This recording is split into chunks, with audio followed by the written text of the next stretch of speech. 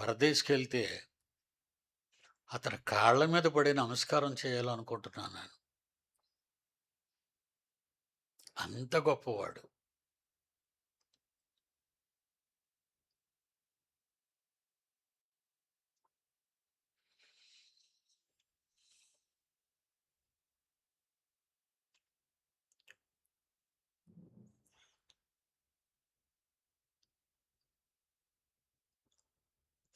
రెండో కొరింథీ 6:14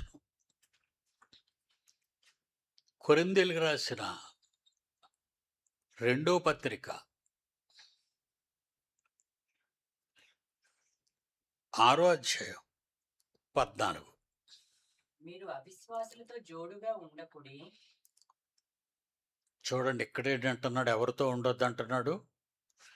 విశ్వాసము లేని వారితో ఫ్రెండ్షిప్ చేయకండి.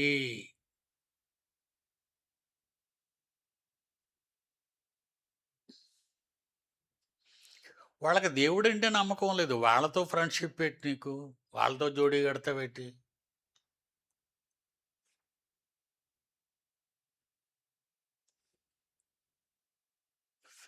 ఫ్రెండ్షిప్పే చేయొద్దన్నాడు.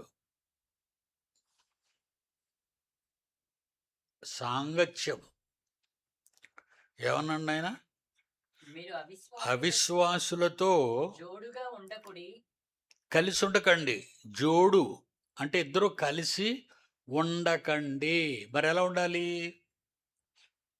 చదువు నాయనా. నీతికి దుర్నీతితో ఏమి సాంగత్యము? నీతి అంటారు, దుర్నీతి అంటారు. మాట్లాడినప్పుడు అది వేరు ఇది వేరు అంటారు. అలాంటప్పుడు వాడన్నిటికీ ఏమి సంబంధం? వెలుగునకు చీకటితో ఏమి పొత్తు? వెలుగుకి చీకటికి ఎంత తేడా ఉందో తెలుసా? వెలుగు వస్తే చీకటి ఉండదు, చీకటి వస్తే వెలుగు ఉండదు. పోతాయి, ఒకదాన్ని చూసి ఒకటి పారిపోతాయి.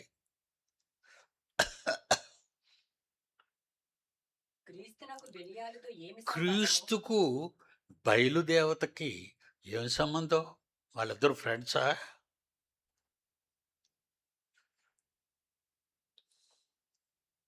అవిశ్వాసితో విశ్వాసికి పాలెక్కడ? వాళ్ళిద్దరూ ఫ్రెండ్షిప్ అంటారా మీరు వాళ్ళని?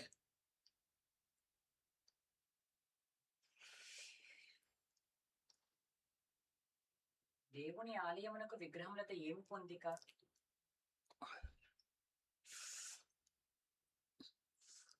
ఏమరా బొమ్మ పోయింది భక్తులారా? ఆడు చూడండి, ఆ మహేష్ గడు సరిగా ఉండటం లేదు, మళ్ళీ కలర్ మారిపోయింది.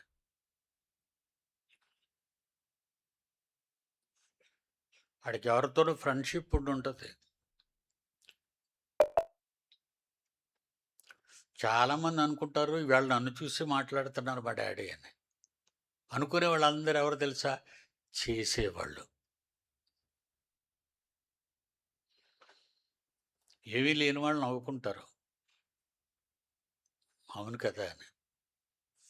అన్నీ ఉన్నవాళ్ళు తల దించి ముఖం పైకెత్తరు. అతి వినయం అంటే దూర్త లక్షణం అని అర్థం.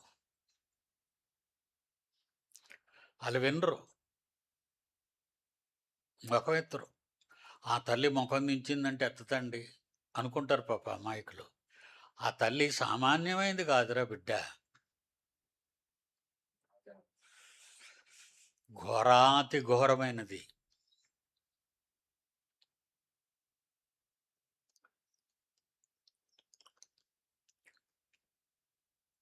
అందుకే దేవాది దేవుడు ఇంగ్లండ్లో పుట్టిన షేక్స్పియర్ చెప్పింది నిన్నగాక మొన్నైతే మహాకవి క్రీస్తుకు ముందు పుట్టిన 700-800 సంవత్సరాల క్రితం ఉన్న యెషయా గారు ఏమని చెప్పారో తెలుసా? వారి ముఖ లక్షణమే, వారి ఫేస్ చూడండి, ఎంత వినయమో, ఎంత విధేయతో. ఎంత నమ్రతో దించి తలెత్తరో.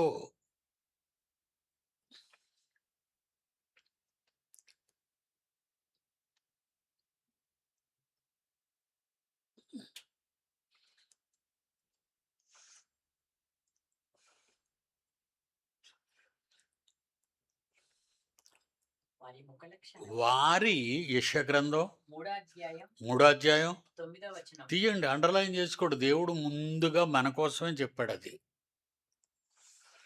వారి ముఖ లక్షణమే వారి మీద సాక్ష్యం వారి మీద సాక్ష్యమిచ్చును. ఆ ముఖాన్ని చూడగానే కేడీ నెంబర్ 1 అని కనబడుతుంది మనకి. అక్షరాలు కాదు, మనకు అలాగే అనిపించేస్తుంది బుర్రకి.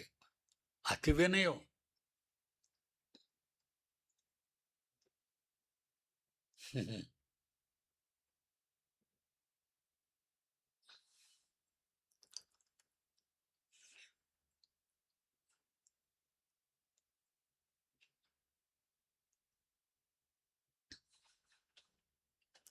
దానికి షేక్స్పియర్ ఏమన్నాడంటే, కొన్ని వందల సంవత్సరాలు, బైబిల్లో రాయబడిన కొన్ని వందల సంవత్సరాల తర్వాత షేక్స్పియర్ రాశాడు ఏమని? Face is the index of the mind.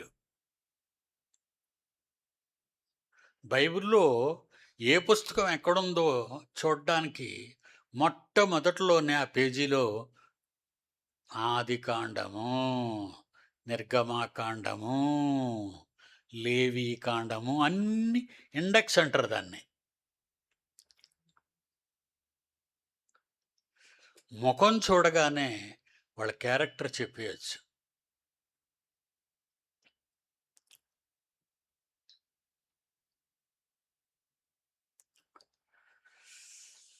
ఎఫెసీ పత్రిక 5వ అధ్యాయం 11వ వచనం.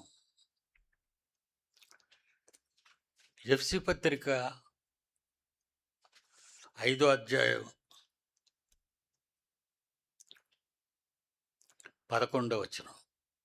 నిష్ఫలమైన అంధకార క్రియలతో ఫలము లేని, పనికిరాని, అంధకార చీకటి క్రియలతో పాలివారై మీరుండకండి. వాటిని ఖండించుడి. చెత్త పనులతో సంబంధాలు పెట్టుకోకండి. చెత్తవారితో సంబంధాలు పెట్టుకొని తిరక్కండి.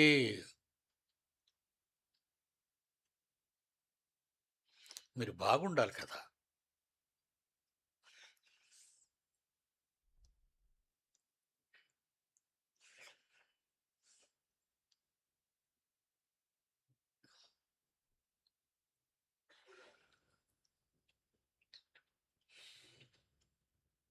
ఏమన్నాడు 9వ వచనంలో?